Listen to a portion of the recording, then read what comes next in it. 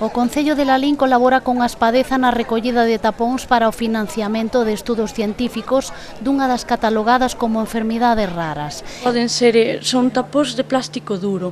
Valen tanto pois os da auga como os de refrescos, zumos, leite, a tapa do colacao.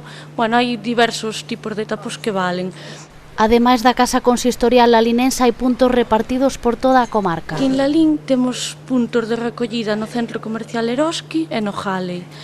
E despois, pois, nos outros concellos tamén temos no Concello da Golada, están recollendo no Concello, despois en Vila de Cruces na Biblioteca Municipal, en Rodeiro nunha parafarmacia.